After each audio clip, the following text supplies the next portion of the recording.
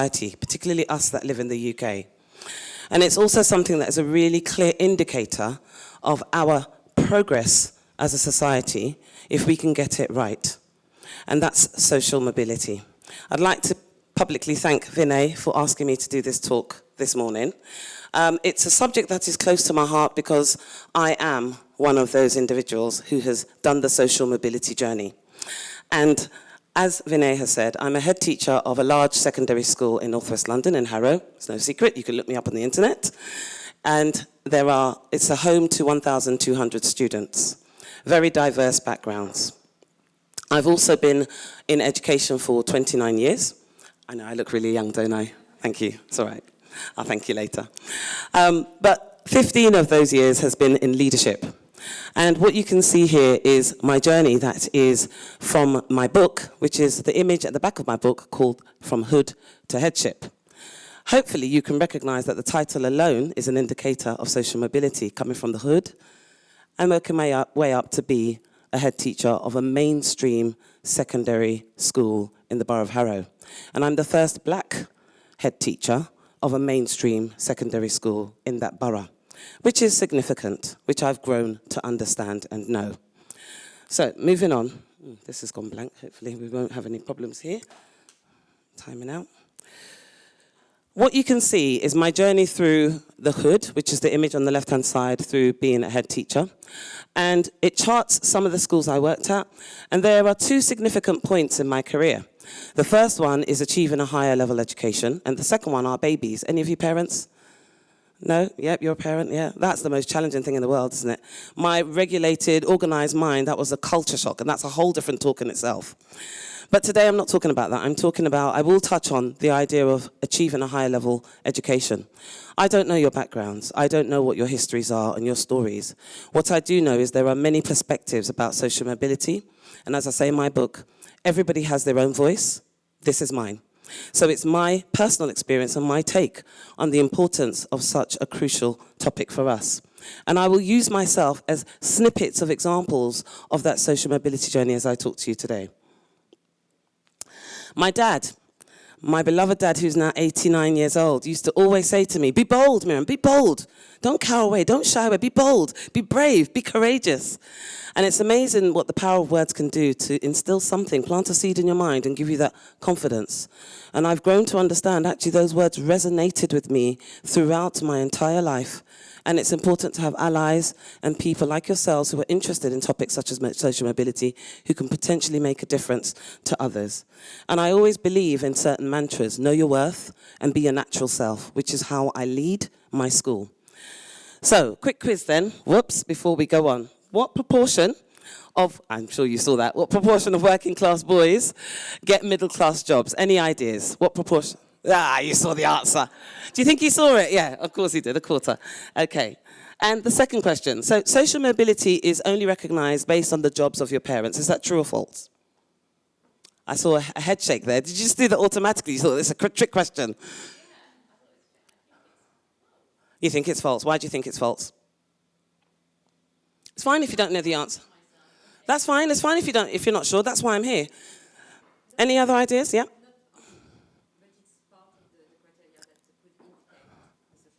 Excellent. I'm loving the French accent, by the way.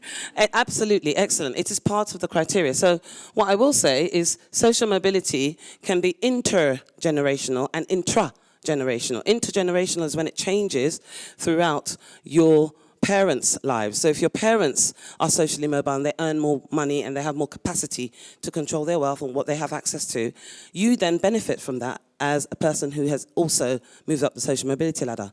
But intergenerational is when your change happens with you. So I am a product of intragenerational because it happened to me. I made the change. I made those decisions that allowed me to become what I am today and to push through those barriers that I would have encountered and faced as I went through that. So that's the difference. And finally, the last question, I'll give you the answer to that. Free school meals. In a school, we have indicators for children that are on the bread line, on the poverty line, and they're in receipt of free school meals. They don't have to pay for their lunches. But there are other factors, there are 6 different factors that are calculated, and children are in receipt of something called the pupil premium. 31% of those children leave school with 5 or more GCSE grades that are good. What's the proportion, do you think, for those that are not in receipt of GCSEs? I mean, it's there, it's quite plain, I'm sure you can see. It is. So almost 60% of those that are not on the breadline are able to leave with a good set of GCSE grades and move on. And the thing about education, my husband always says, oh, it's not just about education, the book and the pen. I said, no, it's not. It's about character, it's about development. But actually, it's a stepping stone, and it's the way that for most people, they can see that they can access things that they wouldn't be able to access through achieving in their education.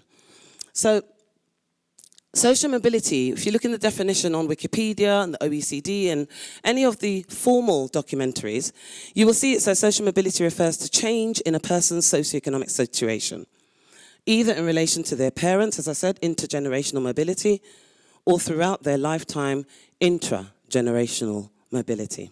That's the definition. I told you I'm from the hood, right? Yeah, okay. So in my definition, these are the 3 aspects that for me define social mobility.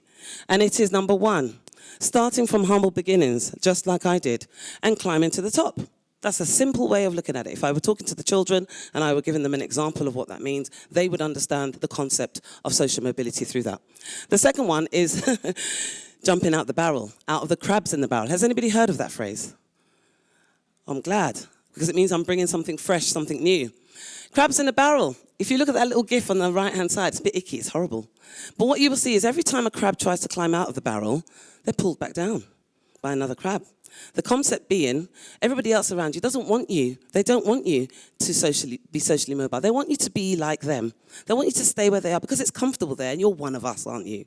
And you need to be like us. And when you do jump out the barrel, sometimes you're faced with some negative connotations because you think you're better than us syndrome can occur.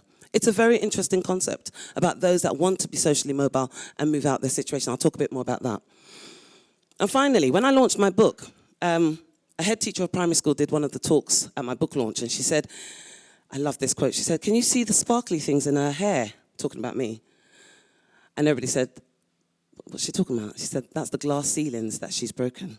And I thought, wow, that's a fascinating concept. Yeah, I like that. Social mobility is about breaking and pushing through barriers, misconceptions, prejudices and biases that may be attached to you and pushing forward and getting what you need to do to be socially mobile. Here comes the music. Do we all know who this person is? Who is it? Drake, okay. The younger ones amongst you are like, yeah, that's Drake, we know. So he has a song, right? Which, let's see if we can hear it. Is he being socially mobile? Let's hear and see. Started. Zombie on the track. Started from the bottom, now we're here. Started from the bottom, now my whole team here. Started from the bottom, now we're here. They cut out the expletive, don't Started worry. from the bottom, now the whole... Okay. Is he being socially mobile? He probably earns millions of money, right? Millions of Canadian dollars. Do we agree?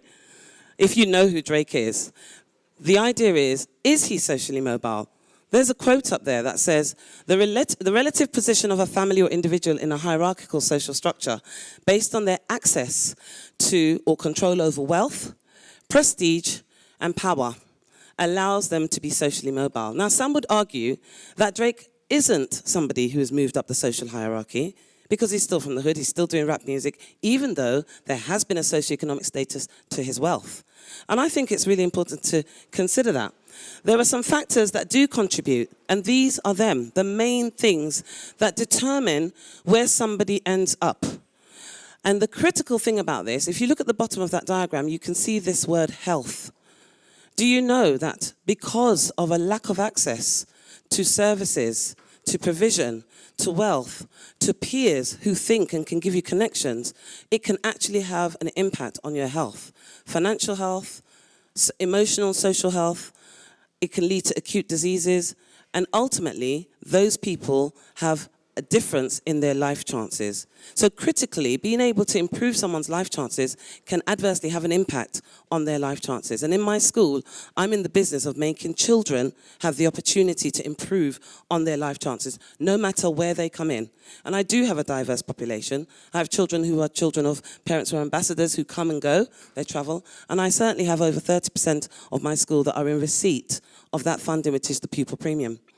These things are very, very important. Your ancestry, your environment, and so on can be an indicator of whether you are in a particular social class. Speaking of social classes, this diagram explains it really well. And I will talk about how somebody like me has managed to go up the social pyramid, the social mobility pyramid. You can see some of the aspects there in each level of the pyramid, which denote whether somebody is working class, or in sociology the term is the proletariat, or they're middle class, or whether they are of the upper classes. Now, upper classes are quite a large number of individuals, but quite a closed group as well. And some of you might be thinking that's quite an elite thing to achieve. Let's see how we go. This is me, aged 4. Clearly problems with my identity with a Scottish kilt, right? Age 4, I lived in a 3-bedroom semi with my mum and my dad in Neasden. And I had aspirations, even as young as that, actually. I did tap, I did ballet, I did dance, because my mum was great at taking me to these things. And I used to play with white Barbie dolls, because that's all I had, that were doing gymnastics. And then I discovered that actually they have Barbie dolls that look like me. I didn't discover that then, I discovered it as an adult. And I thought, wow, that would have been really good for me to aspire and use the dollies that looked like me. Now, you know, it doesn't matter. I enjoyed playing with the dollies I had at the time, but it's great that there's been some movement and we have these things around. Little did I know that from the age of 4, 2 years later, I would be catapulted with my father into the poverty line because of the death of my mother from breast cancer. So at age 6, I had to contend with a few things. My heritage is Ghanaian. My mum and my dad strove to make a better life for themselves coming to the UK. My mum was training to be a nurse. She succeeded to become a midwife. My father wanted to pursue, like his father, accountancy. And he actually succeeded in getting a place at Cambridge University. But sadly, due to the death of my mother, he had to continue working, and he was there with 3 children. You think 3 children? Yes. Because in the Ghanaian heritage, sometimes children were kept back home with the grandparents so that the parents could make a better life for themselves. And then along came me. Go figure.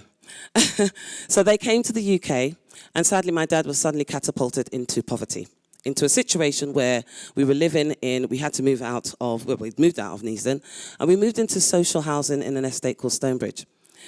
And it was difficult. It was hard. I had a brother and a sister that came over. Suddenly, I knew who they were, and I found out who they were. And they laugh at me because I used to say things like, my mummy and my daddy. I was very selfish. Like, no, they were like, no, they're our mum and our dad. And I was like, no, mine. But I had to get used to that concept that I was not just an only child. It wasn't just me. There were more of us. And actually, I had to share. I had to share the little resources that we had in our home. Moving on then, as I grew in my community, I had another dimension which affected me socially and emotionally, which was, whilst I was a black individual, I came from the African part of the diaspora. And so for my Caribbean counterparts, I would get often a look of, no, you're not African, no way. As if it was more, you know, demeaning to be of African heritage. As if my level of deprivation was worse than theirs. And actually, you were not in the same class as them. I mean, how's that? That's really fascinating. But you can imagine what these things do to the self-esteem of an individual, right? So being who you are and knowing who you are is critical. And this is where I grew up predominantly for most of my life, up until the age of about 22. The Stonebridge Estate. Has anybody heard of the Stonebridge Estate? Okay. Has anybody heard of Church Road or Church End? Okay. So what you can see is the Stone Bridge. It doesn't exist there anymore because they've done a regeneration project of that area. But I grew there. I grew up in this area, categorized by very tall, high-rise buildings of about 22 floors. We lived on the 9th floor. The walls were so thin you could hear the domestic violence of the house next door, or when the police wanted to break down doors because there was a drugs raid. But when you're a child, it was fun living in places like this. You're unaware of the dangers. I remember running through extended corridors, playing games or running from the madman, probably caring the community that didn't have access to the resources. That's where I grew up. Following my mum's death, my dad wanted to improve our social circumstances and moved us to Church Road, which allegedly was better social housing for us because it wasn't so high-rise. They were built on 2 maisonettes, and it was meant to be improved. But you know that saying, you can't put old wine into new caskets? Have you heard of that? Or you can take the person out of the hood, but you can't take the hood out of the person. Because whilst we moved to Church Road, so did everybody else have that same idea. So really, we were surrounded by the same people with the same low aspirations, with the same ideas, concepts that they lived in a concrete jungle, which is what it became referred to, and didn't have a way out, seemingly. And when I was young and dressed like this, and loved Michael Jackson and had my baggy jeans and my jacket on and my hip hop, I was fascinated by languages, believe it or not. I used to go to the library and read some of the French, Italian, German, and so on books, and I settled on French and Spanish. I liked the rhythm. And I had an aunt who inspired me, the power of inspiration. But I used to make so many mistakes as a teenager. And one of those I remember, and I only reflected on it when I became an adult, was when I was driven to a drugs house. I didn't know.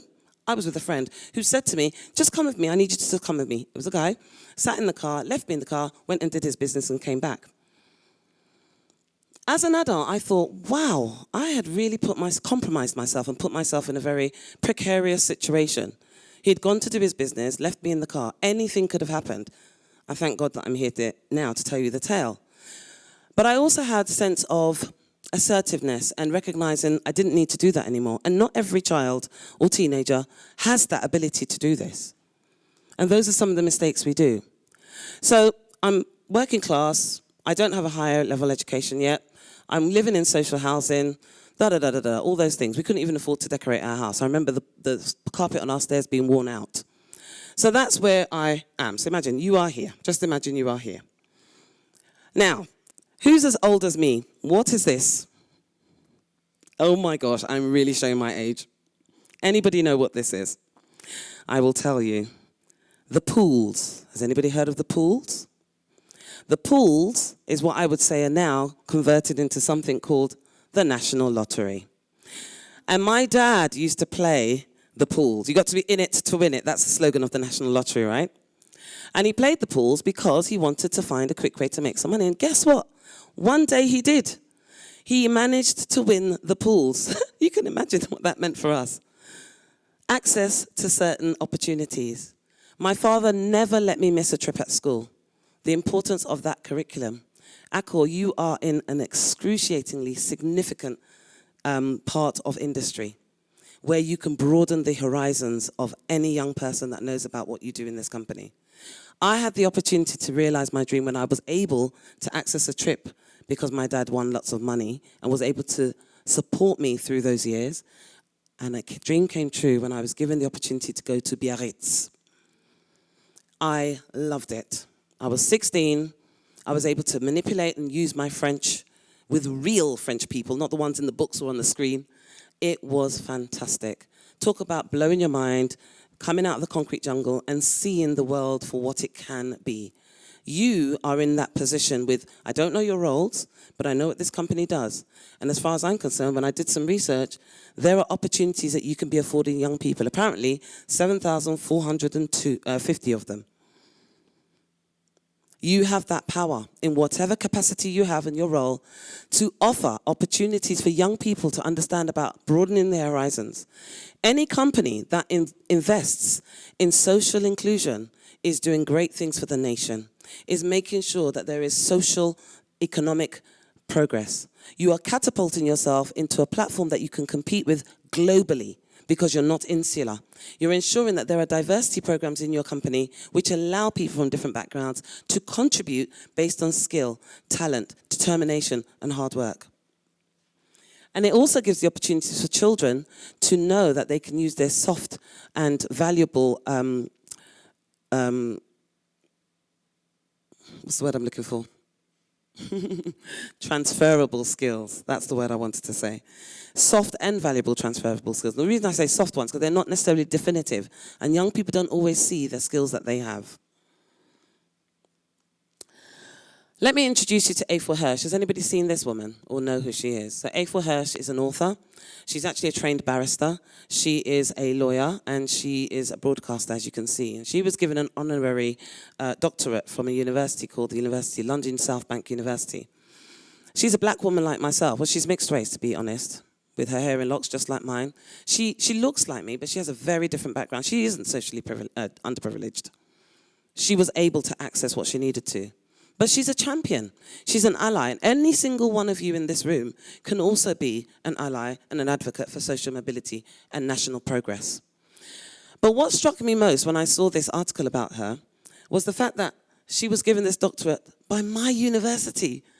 Now, when I went to that university, it wasn't even a university. It was called South Bank Polytechnic. 2 years into my degree, it earned the right to have the status to be classed as a university. And there's a message here about bias, about what can be done with young people. She's an advocate because she says that while she went to Oxford and she did her degree there, she was mentoring young people. She recognized the high fallout rate for those that come from underprivileged backgrounds because they don't have the skills, the social skills, to be able to navigate mixing with the upper classes and the middle classes. They don't feel welcome. And universities are a place of tolerance. They don't realize they have to invest in programs of diversity to make individuals understand that they have unique experiences, socioeconomic experiences, that will influence what they can bring, but that will also help to contribute to whatever part of the working world that they're going to contribute to. When you think about universities, as I talked about education, the top universities, so if you go to Imperial College, which is very well known for medicine, for example, you've got a 95% chance of getting a job instantly, just because of the university you've gone to. That's how successful it can be. And I can see some of you are looking at these universities and the percentages. They're called the Russell Group universities or high tariff universities. They're the ones that are recognized and they're esteemed. I've worked with a head teacher who would look at an application form of applicants and based on their university will decide whether he decides to bring them for interview. And as far as I'm concerned, that is huge discrimination. My degree is just as worthy, probably even more worthy, than the degree of a fellow colleague at any other university in the UK. Otherwise, why are they called university qualifications? There are lots of things that have been done, but not enough. 4% of doctors come from working class backgrounds. I spoke about Imperial College. Naturally, you'll be able to have access if you're in a certain place. So I get my degree. So, right, I've moved up the social mobility ladder, right? Maybe. But when you look at the things there, I don't qualify for everything. I do have a higher education qualification at that point. I've been to uni. And when I became a teacher, presto, I'm in that middle class category. But in addition, it means that I like to think of any profession where you can sign a passport. That's the professionals, that's the white collar jobs, okay? So in that sense, people do and should have access to improve their access to wealth and good health and all the services that are there. But it's not just about color, you know. It's not. It's actually more about class. This is the longest standing Vice Chancellor of the University of Bolton. And in October 2023, this year, he has written or has voiced his opinion about the fact that he wants to change the name of the university from the University of Bolton. My apologies if anybody's from up north. Anybody from up north here? Good, so I can practice my accent. I work with a CEO who's from Sunderland or very near to it. And him and I have shared conversations about the biases we faced simply because he comes from up north. That's ludicrous. And when he had the experience of crabs in a barrel because of where he came from, where his community thought he was trying to be better than everybody else because he wanted to be a teacher, he was faced with discrimination there from his own. Why? Crabs in the barrel concept. He has said he wants to change it to the University of Greater Manchester. Why? Because obviously it sounds better. It's Greater Manchester. It has a bit more status, I suppose. And he argues that there are so many young people who are discriminated against because of the universities they come from. They're not getting into the job market. Accor, I'm here to talk to you today. If you have any shred of influence in this organization to continue the good work, and I know it's good work, because when I did my research, I saw that there were programs of diversity, and I saw a very inclusive, from what I could see, organisation. If you have a shred of that in you, I implore you to get involved with young people. The hospitality industry contributes 1.5 million employees in this country, which is around 5.5% of those employed.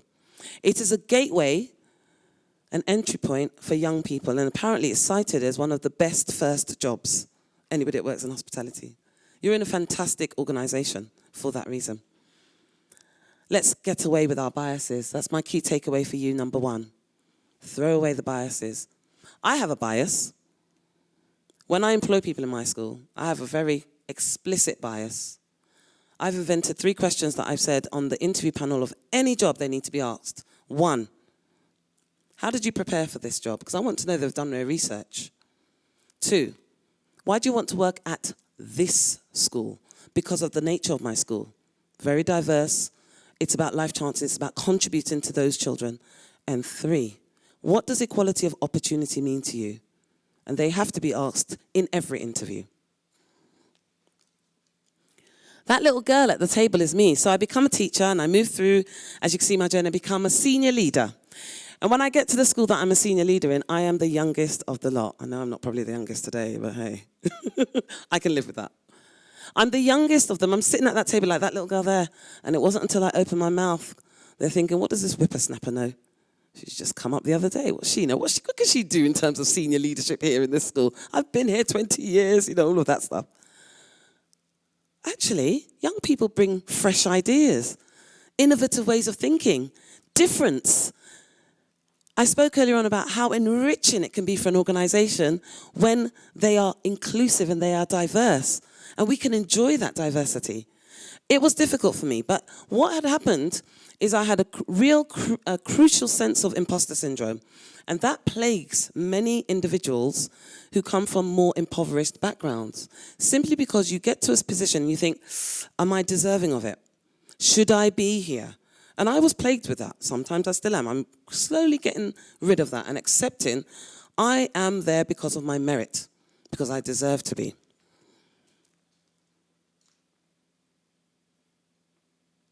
Okay. The lady on the left, the late lady, is Aaliyah. She's an R&B artist. Her song says, if at first you don't succeed, if at first you don't succeed, dust it off, try again. Woo! Don't worry, my students know I dance, it's okay, it's fine. So, we'll pause that. Let's make that stop. What's really interesting is Aaliyah talks about that song, dust yourself off and try again. And the Japanese proverb is perfect for me because it says, fall down 7 times, get up 8. I got my headship on my 8th interview. Bouncing back from those rejections was difficult. I tell you what, my face didn't fit. I became a head teacher, but my face hadn't fit. And somebody told me that. You will find the right school for you and they will find you as the right head for them. And they sure did. I applaud the governing body who took a decision to be bold, to be brave, and say, do you know what? We're going to step out on a leap and we're going to employ this person because she's hardworking, she deserves her merit, she's proven to us she's able to lead this school, and we're going to take a leap of faith and we're going to go with her. I applaud them because it was a challenge. And every time I went for these jobs, I thought, ooh, is it even worth it? I mean, this job that I've got now, I threw the application in the bin and my husband said, no, take it out. Come on, we're going to go for this. We're going to try.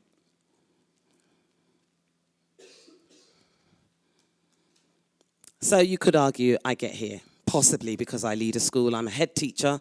Yes, it's a revered profession, certainly in my home country where my heritage comes from, and to some degree here. But again, not everything. I haven't inherited a lot of money from wealth. But social mobility is the principle that no matter what you've been born into, you should be able to overcome those barriers. You should not. Your destiny should not be predetermined because of your social background at all. We are in the business of removing barriers and making sure that anybody can enjoy success and access to good quality living. Why not? The most progressive societies have a national population that enjoy that. In my mind, I'm thinking about those Scandinavian countries, but there's history there. This is why it's important for me and that I am very, very happy to be here this morning and feel very honoured, Vinay. There are 22,000 secondary schools in the United Kingdom.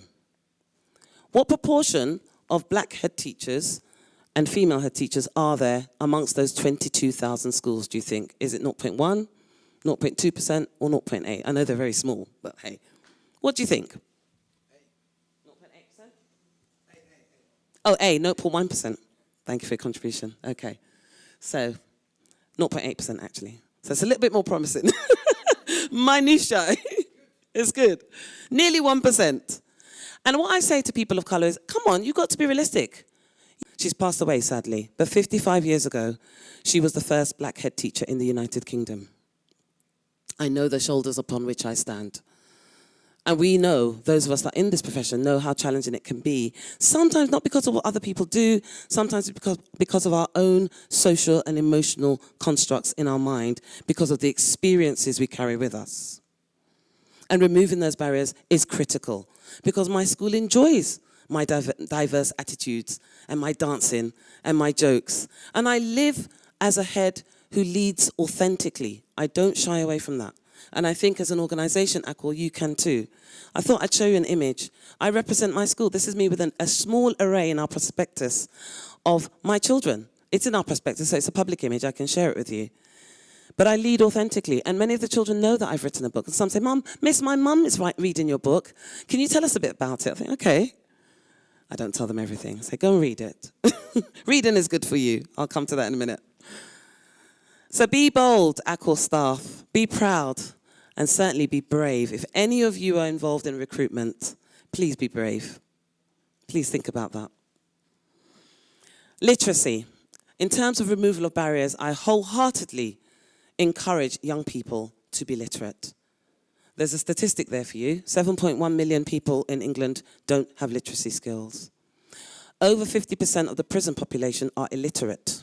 Some of them learn to read in prison. I mean, ludicrous. You should not have to be in school for 12 years and come out not being able to read. So it's one of the barriers that we can remove.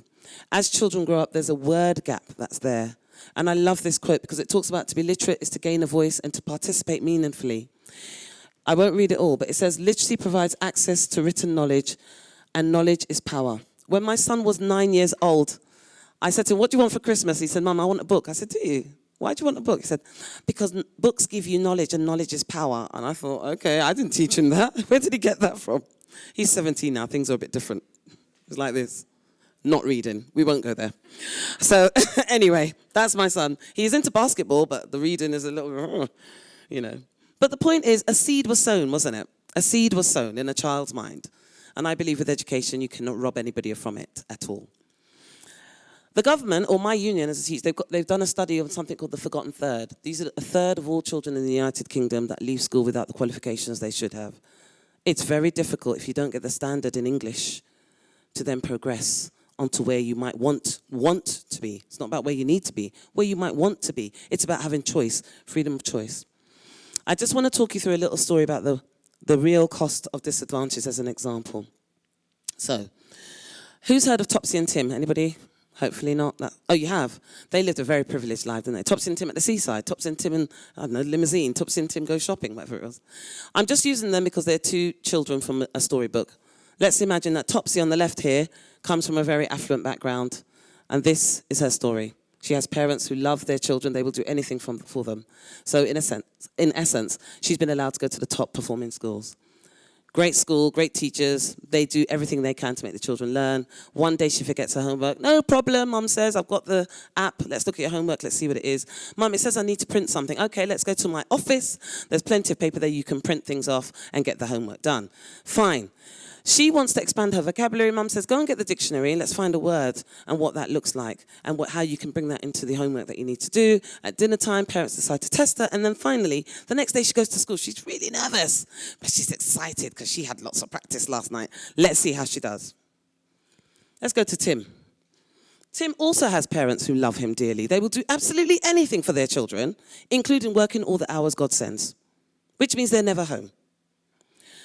And then, like him, he goes to, Topsy, he goes to school, but it's a local comprehensive, a bit like mine. Overcrowded classrooms, lots of movement, underfunded, stressed teachers maybe, and they give her homework. And sometimes they just have to give homework because for homework's sake. And it's my job as head to say, quality over quantity. You just need to make sure that homework is good quality. But it's the stress factor. And it's the churn in secondary schools. And therefore, the homework is given to him rushed. He forgets to write it. He goes to dad. Dad says, I'll look at my phone. But of course, dad hasn't paid the bill. So he doesn't have access to what he needs to find. Clearly, no printer, no ink, wouldn't be able to print it anyway.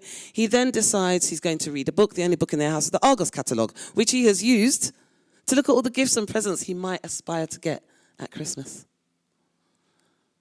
He can only dream about them. Dinner time, well, you can only imagine what that might look like. He goes to school too, anxious as well, but a different kind of anxiety because he's unlikely to be successful. And for many children, that ends up being something that they do, which is truancy. They don't go. They're so scared of failure. Their backs are up against the wall. There's so much going against them. They think, what is the point of me being here? What is the point of me doing that? Do you know what? Jimmy's over there. I'm just going to hang with him and hide around the corner. I'm not going to lesson. And that child could potentially be bringing so much value to any organisation. That's a true cost of disadvantage. I'll skim over that. Things have been done. Schools have been given additional funding, as I said, the pupil premium.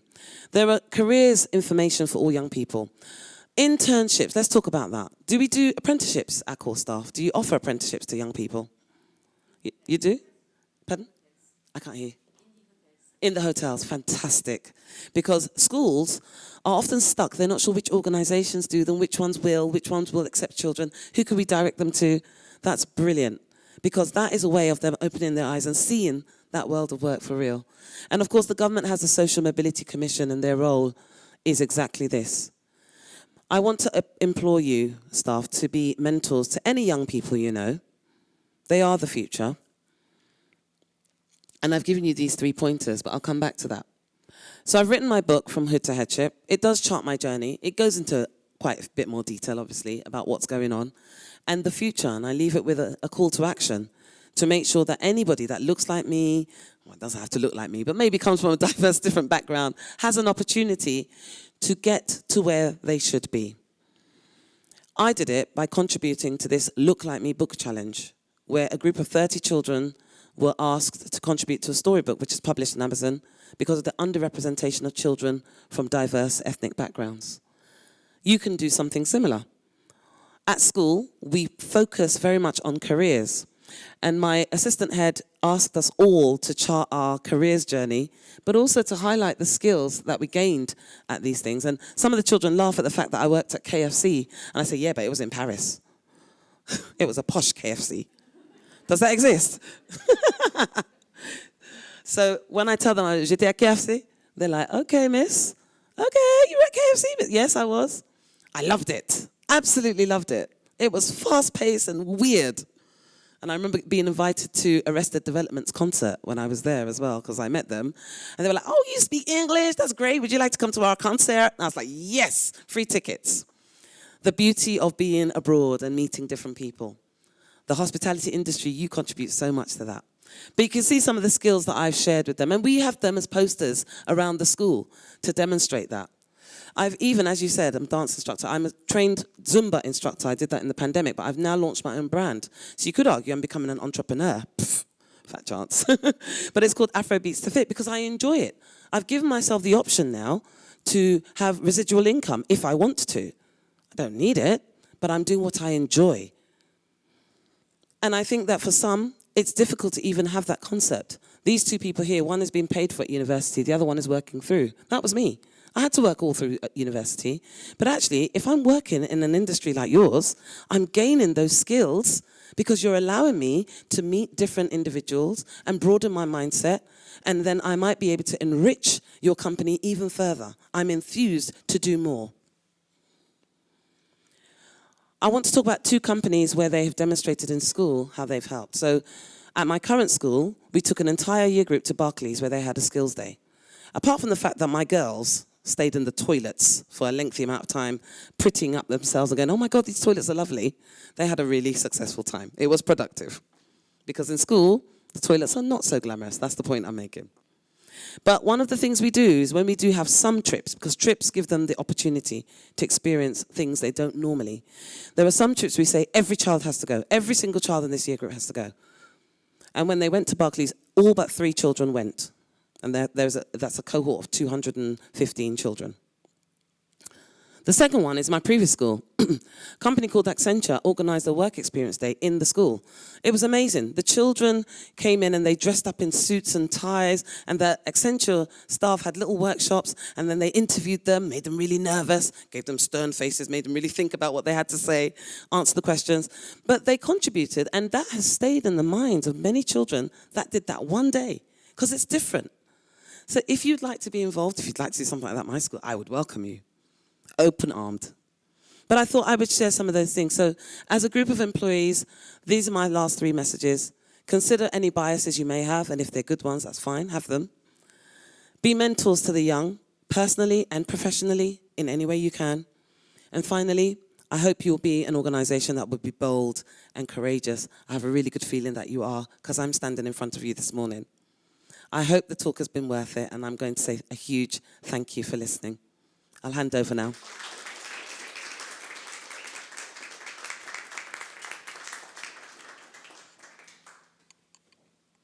Am I on? Miriam, thank you so much. Are there any questions from anyone at all?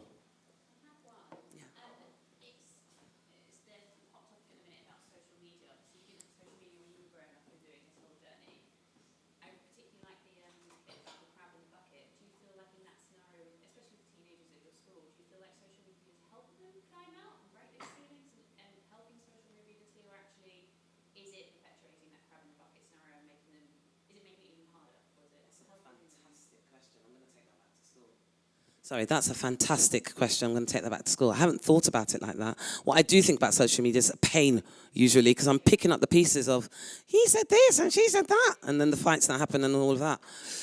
I think it does both. I'm going to give you a really good example. Andrew Tate. We heard of him? Okay. So I have a really skilled assistant head teacher who's also a head of year, who's a media teacher. He's exceptional at use and knowledge and understanding of social media. And he did an assembly about Andrew Tate. Now, on the one hand, some of the boys, in particular, really admired him because he seems to be prolific and he seems to be able to access anything he wants. And which child doesn't want to be able to do that? But his assembly was all about his attitude and his character and how demeaning he could potentially be towards other people, particularly women. And there was a sense of empathy and understanding from particularly the boys. The girls were kind of on the fence. And so my point there is I think they are just influenced by social media one way or the other. I think it's down to what's around them which will sway them one way or the other. So for example, if their home lives, they're having healthy discussions about things and aspiration, examples of people who are working hard, enjoying their jobs and things like that, they will sway and their minds will be developed to think more about what's productive for them. On the other hand, if they are surrounded by, so for example, if I was back in my estate and it was seen to be, it's the equivalent of saying, I want to have bling, I want to be able to drive my car, but you want to have illegal ways to get it, then you could be swayed in that way. That's a fantastic question. And I think what I see is it depends on the stability of the child, which way they'll sway. And we have a job to really make sure they go the right route. That's what we end up doing every day. But I love that question. I have to remember that. Thank you. I hope that's answered you, kind of. It is hard, yeah. It's plagued young people's lives, hasn't it? Really has. I mean, they live by social media. They do everything by social media. Keeps me up to date, though, I'll tell you that much. Any other questions? I have a question. Yeah. So growing up, who were your role models? People always ask me this, and I get stuck because, well, I didn't have many. So one was my aunt. My aunt travelled, and, I believe travel should be a subject on the curriculum. It is just so empowering. Do you know there are children in London schools that don't even get on the tube to go to somewhere else? I mean, So I would say one of them was my aunt because she had travelled and she spoke different languages, which blew my mind. It was a phenomenon. Hence why I'm a French and Spanish teacher. So I think she was one. And she was also a free spirit, quite confident because she was somebody that's quite She was an organizer in the family. She used to fly away and come back. So that's one of them. Another role model for me, I think, was my French teacher, who I loved her. I don't know where she is now, Madame Nuqueret. If she's around, I would absolutely love to see her. But she just looked after me as a student, a francophile, as she'd call me. She recognized that I had this affinity to speak her language and just pumped me with knowledge. But she was brilliant. She's the one that brought us to Biarritz. She's the one that encouraged me. I wouldn't say she's the reason I became a teacher, but when I think she must have influenced me somehow. I admired her because of the way she interacted with the young people who were varied, should we say, quite challenging. So I'd say she was one. But what I say in my book as well is not so much the role models that I had, it's the allies, what I call guardian angels, people that have looked out for me along my journey. We don't live in isolation, so I've had allies and guardian angels along the way. Yeah? Great, thank you. Okay. Are there any more questions from the crowd? No? They're thinking hard. That's what I say to my students. Think hard. They're thinking hard. Okay, so look, Miriam has also kindly brought with her copies of her books for us to gift to you all today. So thank you very much, You're Miriam, welcome. for this. And thank you once more for joining us. Thank you. My absolute pleasure. Thank you, everybody. Thank you very much.